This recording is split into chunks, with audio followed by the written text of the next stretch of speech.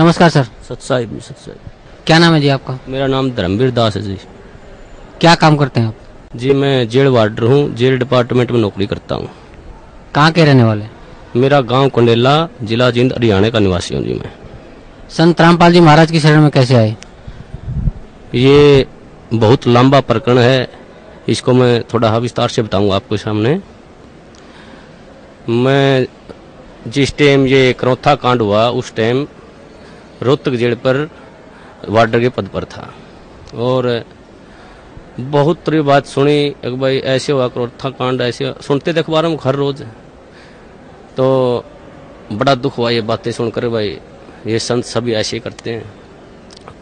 तो फिर कुछ दिन के बाद पता चला भाई संत रामपाल जी महाराज रोहतक जेल में आएंगे। तो हमारी वहाँ पर ड्यूटी थी, हमने देखा, सोचा भाई यहीं बात करेंगे, आके पूछेंगे उनसे क्या ये वास्तविक सच्चाई है। उसके बाद मेरे कुछ दोस्त थे मेरे गांव में जिन्होंने सतगुरु रामपाल जी महाराज जी से उपदेश लिया हुआ था। तो मैंने उनके पास जाकर कहा भाई तुम्हारे गुरुजी तो ये देखो अखबारों में ऐसे आते हैं, इनके बारे में बहुत बकवास ऐसे करते हैं। वो न बोले नहीं भाई हमारे गुरुजी ऐसे नहीं करते, लेकिन मेरे विश्वास नहीं हुआ इस बात का। तो एक मेरा दोस्त जो गांव में केबल का वैसे स्कूल का प्राइवेट स्कूल है, गांव में केबल चलाता है, वो मैं उसके बाहर खड़ा होया, उससे मैंने बहुत गलत बातें की उसको। अगर भाई तुम्हारे गुरुजी ऐसे करते, मैं तुम्हारे आता नहीं। उन्होंने बोला भाई एक बात बता, मेरी माँ पागल, एक्चुअली उसकी माँ पागल थी, अपने कपड़े उतार कर फेंक देती थी। उसका पिताजी इतना शराबी था कि सारा गांव के बच्चे उसके पीछे लगे रहते थे।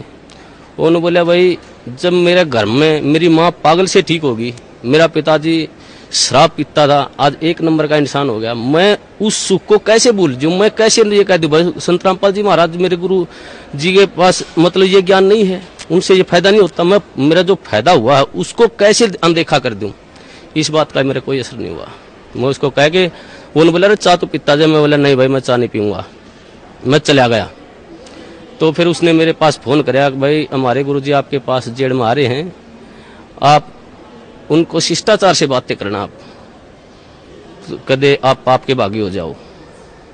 एक मेरा बड़ा भाई ओम प्रकाश नाम है उसका, उससे भी पहले वो करौथा कांड में सह परिवार जाया हुआ था, उसको भी मैंने फोन पर बहुत ज्यादा बातें की, भाई तुम वहाँ क्या करने गया था, आज फंस गया। वो ये कहा फोन पे मेरे को अगर भाई मैं तुम्हारे को ही छोड़ दूंगा, मैं गुरुजी को नहीं छोड़ सकता। फिर भी मेरी बुद्धि ने काम नहीं करे, भाई ये भाई ये कह रहे हैं भाई तुम्हें ही छोड़ दूंगा, गुरुजी को नहीं छोड़ सकता।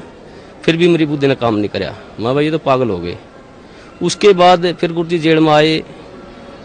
जेल में आने के बाद वो दिन बहुत, मैं उस दिन को बहुत खुशकिस्मत मानता हूँ कि उस दौरान मेरी जहाँ पर गुरुजी बनते वहाँ पर मेरी ड्यूटी लगी हुई थी। तो गुरुजी आए, जैसे आके वहाँ बार के अंदर लेट गए। शाम को तो हमने ये सोचा भाई गुरुजी अब आए हैं, रिमांड से आए हैं, अब तो इनको आराम करते, सुबह बातें करेंगे। जब ही सुबह ड्यूटी फिर मेरे ड्यूटी वहीं लगनी थी, वहीं परमानेंट ड्यूटी होती थी 1 महीने के लिए, मेरी वहीं ड्यूटी थी। उसके बाद गुरुजी यूँ से सुबह जैसे ही गुरुजी को मैंने नज़दीक ही गया, गुरुजियों ने मेरे से पूछ लिया अक भाई हवलदार कौन से गांव का है तू? माँ जी मैं कंडेला गांव का।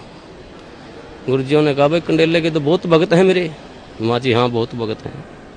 हाँ गुरुजी संत रामपाल जी महाराज ने मेरे ही बड़े भाई का नाम ले दिया, एक ओम प्रकाश है भाई मेरा कंडेला का बहुत बढ़िया भगत है। देखो कितनी अखबार में कितने सुनने के कारण मैं अपने भाई को मना कर दिया कि मैं नहीं जानता। इतना बुरा प्रचार सुनने के बाद मैंने अपने भाई को भी खुद मारा, माँ जा भाई मैंने ये कह दिया जी मैं नहीं जानता उसको। गुरुजी ने कहा भाई जान या ना जान मेरा भक्त है वो। माँ जी ठीक। गुरुजी ने मेरे को बिठाया, सृष्टि रचना सुनाई। मेरे को सृष्टि रचना सुनाने के बाद गुरुजी ने कहा बेटा ये बिल्कुल सत्य है जो सृष्टि रचना मैंने तेरे को सुनाई, इसको आपने ऐसे लगेगा जैसे ये मनगढ़ंत कहानी है। तो मैंने सृष्टि रचना सुनने के बाद मेरी ड्यूटी ऑफ हो गई, मैं चला गया। उसके बाद मैं संपर्क में, जैसे ही ड्यूटी होती हमारे गुरुजी संपर्क में चला जाता, मैं वहाँ बैरक पे चला जाता और पूछता रहता। एक दिन मैंने वैसे पूछा गुरुजी आपके जो भगत हैं ये आपको परमात्मा मानते हैं? तो बोला भाई हाँ जी परमात्मा मानते बेटा मेरे को। माँ जी नहीं मानते परमात्मा, क्योंकि मेरे अंदर तो अड़ंगा भरा हुआ था, मैं 2 कौड़ी का इंसान। तो उन्होंने बोले क्या बात है बेटा? माँ जी जब आप भगवान मान लिए तो फिर उल्टा कदम क्यों रखना? वो फिर डर क्यों रहे हैं, हम तो सामने आना चाहिए। हमारे गुरुजी ने कहा बेटा कोई बात नहीं, अब थोड़े डर रहे हैं वो सामने भी आएंगे।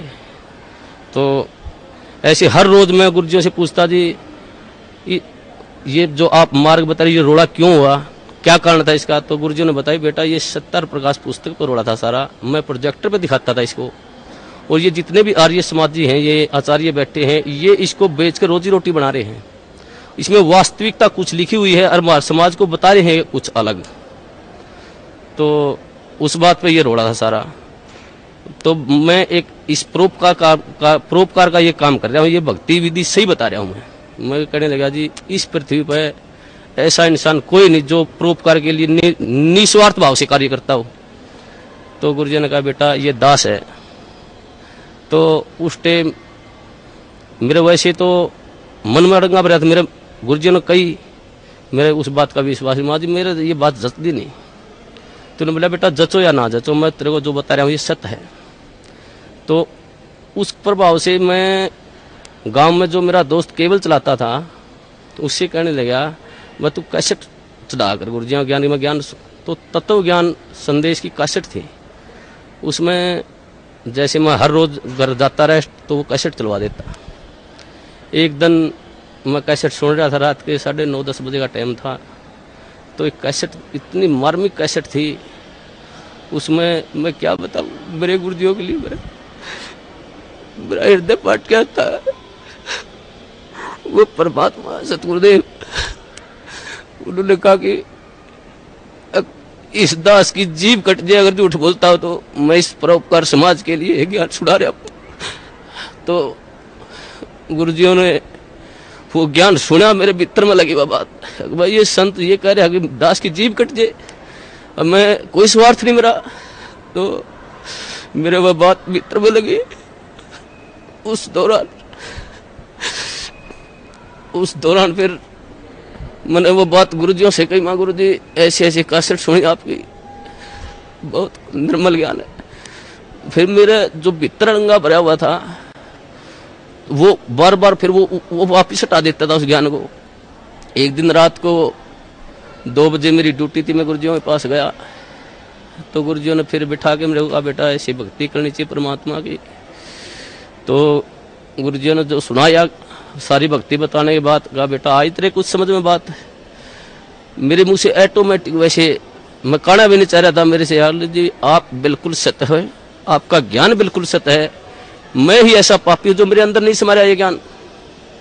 तो हमारे गुरुजी ने कहा बेटा अब समाएगा ये ज्ञान तेरे अंदर, अब समाएगा। उस दिन से मेरे अंदर वो ज्ञान बिल्कुल भीतर समाने, जो गुरुजी कहते सारा समाने लग गया।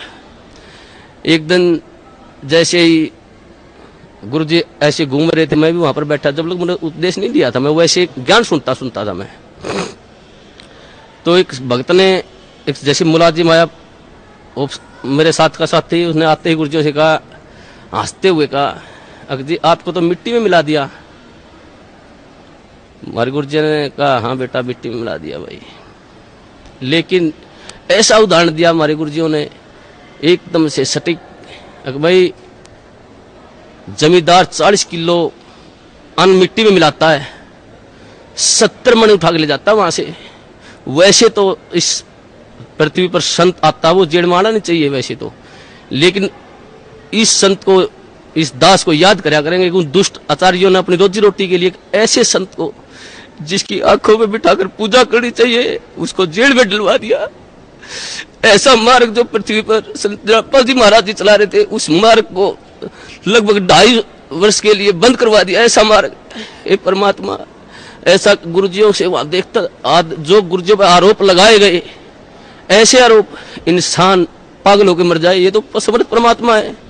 इन्होंने तो वहां पर इतनी भी शकीन नहीं थी इनके, हर बार ऐसा निर्मल ज्ञान, ऐसा प्यारा ज्ञान। फिर उसके बाद हम गुरुजियों से मैं कहता हूँ गुरुजी नाम उपदेश दो दास को, तो मेरे गुरुजियों ने मेरे को मना कर दिया कि बेटा अभी नहीं, आप और थोड़ा समझो ज्ञान को, और थोड़ा ज्ञान को समझो, उसके बाद लेना ज्ञान आप उपदेश।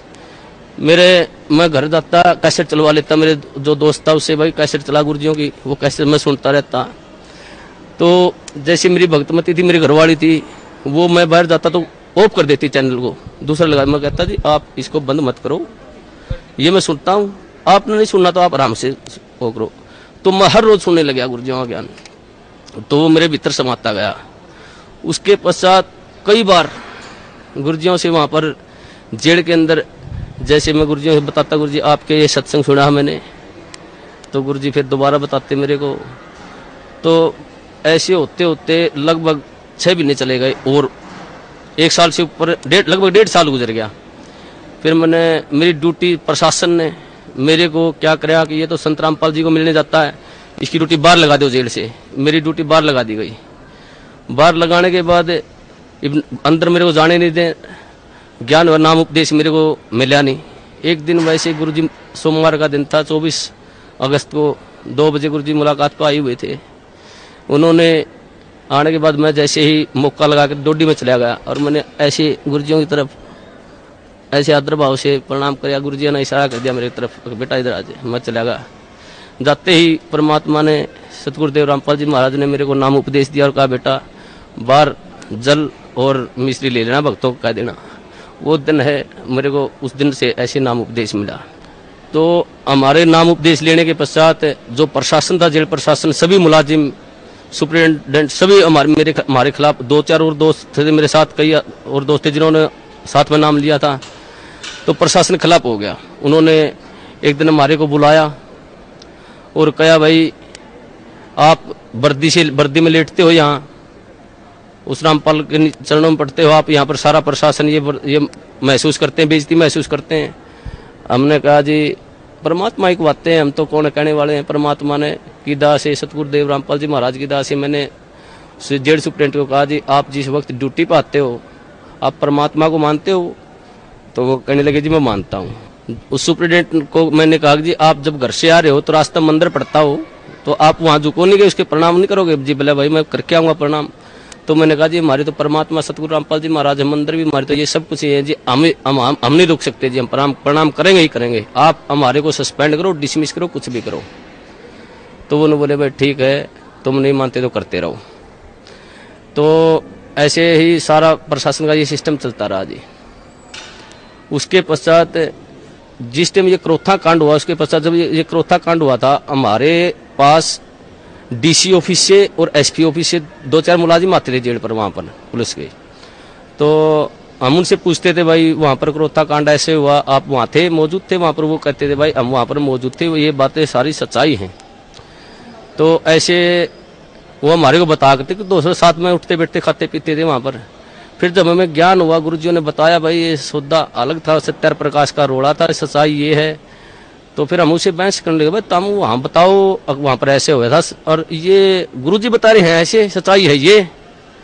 तो एक दिन मैं उनसे ऐसे बहस कर रहा था, भाई तुम झूठ बोलते हो। फिर एक मुलाजिम ने मेरे को बताया, बोला भाई ये सत्य है, हम उस टाइम झूठ बोलिया कर दे, ये सच्चाई नहीं, सच्चाई जो तुम बता रहा है ये है सत्य। जब मन में आए परमात्मा, ए सतगुरुदेव, ऐसे जुल्म ढाए उन दुष्टों ने, फिर भी समाज, फिर भी देखो कितनी झूठ, एक दोहरा रोटी खाने वाला आदमी झूठ बोल रहा है, झूठ बोलिया कर दे एक भ्रमत करने के लिए। तो उस दिन से फिर वहां से फिर पक्की दिल में जच की भाई ये सारा जो समाज है झूठ है, गुरुजी जो कह रहे हैं वो बिल्कुल सत्य है। उसके पश्चात हम गुरुजियों के साथ रहते थे, जाते थे, प्रणाम करते थे। प्रशासन हमारे खिलाफ हो गया, प्रशासन ने हमारी ट्रांसफर करवा दिया अम्बाड़ा, भाई तुम अम्बाड़ा चले जाओ कहने लगे वो। तो उससे हमारा ट्रांसफर होने से पहले की बात है, जैसे हम गुरुजियों से मिलते थे, जो प्यार होता है गुरुजी हमारे को, एक जैसे मेरे नाम उपदेश लेने मेरे मन में आता था, मैं गुरुजियों के पास जाता, मैंने नाम उपदेश लिया, जैसे गया मैं, मेरे मन में आई भाई इतना अपने कभी पिता के पाँव नहीं पकड़े, आप इसके पास पाँव कैसे पकड़ोगे? मैं जैसे ही बैरक के नजदीक गया मैं वापस चला गया। दूसरी बार फिर मेरे मन में प्रेरणा हुई, अगर भाई संत हैं तू मानता क्यों नहीं, पाँव पकड़ ले जाके। फिर जो गेट पर गया फिर वापस चला गया। तीसरी बार फिर मेरे मन में आई, अगर भाई तू जाता ही क्यों वहाँ पर, अगर जाओ तो पाँव पकड़ ले गुरुजियों के। तो मैं जैसे ही गेट में बढ़िया, गुरुजी खड़े थे वहाँ सामने, इंतजार कर रहे थे, वो तो जाने जाने परमात्मा। उन्होंने जैसे ही मैंने गुरुजी चरण का हाथ लगाया, उन्होंने मेरे को छाती का लगा लिया ऐसे। वो अनुभव, जो सुख, जो गुरुजी ने कहा बेटा अब मैं तो 2 साल और जेल में रह मेरे कोई सुख नहीं। मैं आया तेरे लिए था बेटा यहाँ पर, वो दिन आज भी याद आता। उस दिन तो मेरे ज्ञान नहीं था मुझे, परमात्मा ने ऐसी दया करी मुझ नीच पर, सारे परिवार पर। मेरे को मेरी शादी को भी कई वर्ष हो गए थे, कोई औलाद नहीं थी मेरे। तो गुरुजियों ने, मैंने प्रार्थना की गुरुजी ऐसे ऐसे हमारे संतान ने, गुरुजियों ने कहा बेटा तुम दोनों नाम ले लो जब तुम्हारे संतान होगी, और तुम्हारे भाग्य में संतान नहीं है, परमात्मा खुद अपने कोटे से संतान देंगे तेरे को। तो उस दिन फिर भगतमती, मेरी भगतमती को भी मैंने कहा भाई ये परमात्मा आए हुए हैं, पूर्ण संत हैं, ये ज्ञान सुनो आप। तो वो सीडी सुनने लगी, उनको भी ज्ञान हो गया। फिर उसके पश्चात उसने भी फिर जेल में मैंने गुरुजी से प्रार्थना करी, गुरुजी भगतमती भी नाम लेना चाहती है, बोला बेटा बाहर सीडी पे दुआ देना, मेरा आदेश है। उसने भी फिर नाम उपदेश दे दिया गुरुजियों ने, गुरुजियों आदेश से बाहर। तो 1 साल के अंदर फिर हमारे परमात्मा ने अपनी कृपा से एक संतान, एक लड़का भी दिया। उस परमात्मा की क्या सुख गुना, इतने सुख दिए हैं मेरे को, इस परमात्मा की इतनी दया है। और सबसे बड़ा काम मुझे मतलब 2 कौड़ी का इंसान हूँ, मुझे भक्ति का क्या पता है। गुरुजी ने जो प्यार होता है, जो प्यार वास्तविक प्यार गुरुजी ने दिया मेरे को, मुझे तो पता भी नहीं था प्यार क्या होता है। ये परमात्मा, ये जाने ये वो परमात्मा है, ये सारी सृष्टि के पालन करता है। ये पूर्ण संत कबीर परमेश्वर है, ये तो एक लीला कर रहे हैं यहाँ पर। हम 2 कौड़ी के जीवों के लिए ये भटकते रहे, एक आत्मा के लिए ये परमात्मा लाखों रुपए बाहर देते हैं। और ये समाज इसको कहते हैं ये बुराई कर रहा है। ये पूर्ण परमात्मा पर, जो पूर्ण परमात्मा का संत होता है वो बुराई नहीं करता किसी की। ये तो अपने बच्चों के लिए शिक्षा दे रहे इस बात को, भाई तुम पहचानो ये ज्ञान ऐसा पवित्र ज्ञान है परमात्मा इस पृथ्वी पर। ये किसी संत में देख लो, किसी आधार ही नहीं ज्ञान का, और ये ऐसा ज्ञान दे रहे हैं, मोक्ष का मार्ग बता रहे हैं, ढोल पीट रहे हैं, हर इन्हीं को कहते निंदा करते हैं। ये परमात्मा, मैं तो इस सब समाज से यही कहूंगा कि इस संत को, ये पूर्ण परमात्मा, इनकी पलकों में बैठाकर पूजा करनी चाहिए इनकी। और सभी समाज से कहूंगा अपने और अपने परिवार को जितना भी जल्दी हो सके यहाँ पर सतगुरु बंदी छोड़ सतगुरु रामपाल जी महाराज की शरण में लाकर उनका कल्याण करवाए, और सभी भाइयों को बताएं बस वास्तविक ज्ञान वहां पर है। मैं यही कहना चाहूंगा। सत साहिब। धन्यवाद। धन्यवाद।